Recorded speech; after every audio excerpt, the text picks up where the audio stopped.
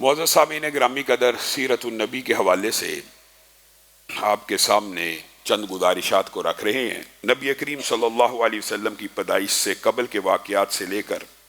نبی کریم صلی اللہ علیہ وسلم کی مکی زندگی کو آپ کے سامنے رکھا، مدنی زندگی کے اہم واقعات کو آپ کے سامنے رکھوا، غزوہ بدر کے حوالے سے چند گزارشات کو آپ کے سامنے رکھ رہے ہیں کہ نبی کریم صلی اللہ علیہ وسلم نے گزشتہ خطبے کے آخر میں آپ کو بتلایا، اس بچے سے پوچھا تھا کہ کتنے لوگ ہیں، اس نے کہا 9 اونٹ کرتے ہیں یا 10 اونٹ کرتے ہیں، تو نبی کریم صلی اللہ علیہ وسلم نے کہا تھا یا وہ 900 ہیں یا وہ 1000 ہیں۔ نبی کریم صلی اللہ علیہ وسلم نے پوچھا ان میں کون کون شامل ہے، تو بچے نے کہا عتبہ بھی ہے، شیبہ بھی ہے، ربیعہ بھی ہے،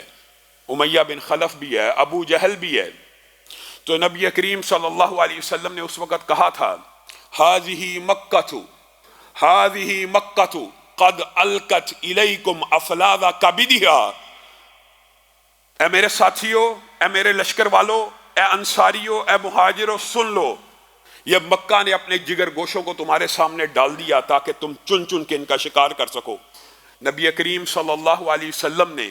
یہ جو الفاظ کہے، یہ ظاہر ہے ان کے بڑے بڑے سرداروں کے جب نام سنے تو کہا مکہ کے یہ جگر گوشے ہیں جن کو تمہارے سامنے آج پیش کر دیا گیا ہے۔ یہ نبی کریم صلی اللہ علیہ وسلم نے بدر سے پہلے جو رات گزاری اس کے احوال یہ آپ کے سامنے ہم قدر تفصیل سے رکھ رہے ہیں۔ غزوہ بدر کے حوالے سے تیسری چوتھا آج جمعہ ہے، لیکن یہ چونکہ اسلامی تاریخ کی ایک فیصلہ کن جنگ ہے اور اسلامی تاریخ کا ایک فیصلہ کن مارک ہے، اور یہ بات نہیں ہے کہ یہ سیرت کے باب میں آپ کے سامنے اگر رکھ رہے ہیں تو اللہ رب العزت نے بھی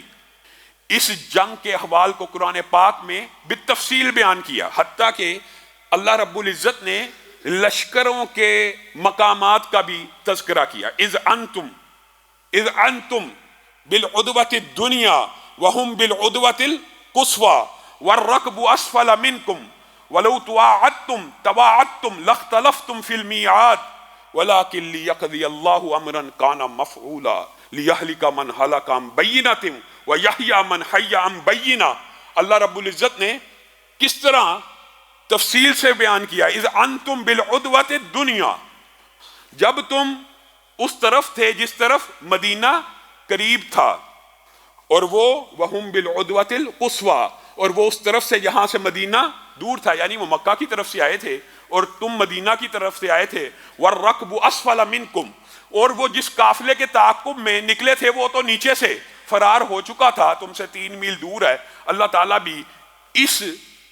مارکے کی جزیات کو بیان کر رہا ہے۔ جب اللہ رب العزت کسی چیز کی جزیات کو بیان کرتا ہے تو محدثین کا، مفسرین کا اس بات کے اوپر اتفاق ہوتا ہے کہ اس کی اہمیت کی پیش نظر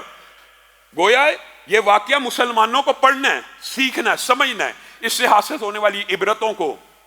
اس سے حاصل ہونے والے اسباق کو سمجھنے کی ضرورت ہے۔ اسی لیے اللہ رب العزت اس کو بالتفصیل بیان کر رہے ہیں،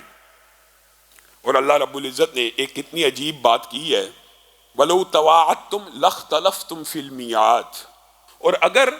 تم آپس میں معاہدہ کر لیتے کہ ہم نے فلاں دن جنگ کرنی ہے، آپ کے سامنے یہ سارے حالات و واقعات رکھے تھے کہ جنگ کے لیے تو نکلے نہیں تھے، قافلے کے تعاقب میں نکلے تھے، 2 قافلوں میں سے ایک قافلے کا اللہ نے وعدہ کیا تھا، اگر آپ ٹائم ٹیبل مقرر کر کے آپس میں سیٹنگ کر کے وعدہ مقرر کر کے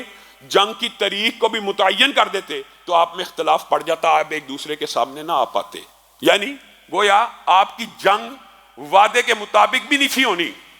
وَلَٰكِن لِيَقْضِيَ اللَّهُ أَمْرًا كَانَ مَفْعُولًا،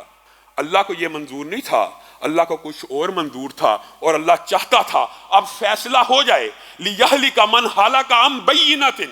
تاکہ حجت قائم ہو جائے، جو مر رہے ہیں، جنہوں نے کل مرنا ہے بدر میں، ان کے اوپر حجت قائم ہو جائے،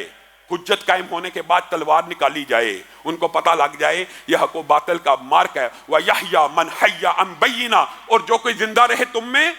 دلیل کے ساتھ، برہان کے ساتھ، اس دین کے ساتھ، اس روشن کتاب کے ساتھ۔ یعنی اللہ رب العزت نے ان کی ہلاکت کا اندیہ تو اسی آیت میں بھی دے دیا تھا، لِيَهْلِكَ مَنْ هَلَكَ عَنْ بَيِّنَةٍ،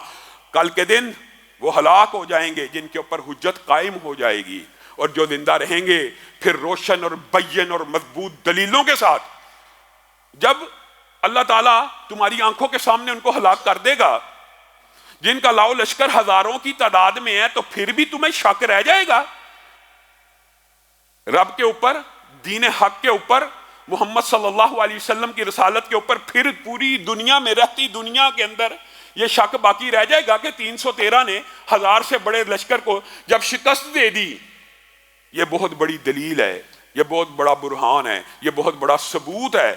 اور جس نے اب زندہ رہنا ہے یہ امت کے لیے ہے، قیامت تک کے لیے۔ یہ امت دلائل اور براہین کے ساتھ اس رب کے اوپر ایمان بالغیب کے ساتھ زندہ رہے گی، اور اس امت کو یہ یقین ہونا چاہیے کہ ہم حق پہ ہیں، ہم حق پہ ہیں اور وہ باطل ہیں۔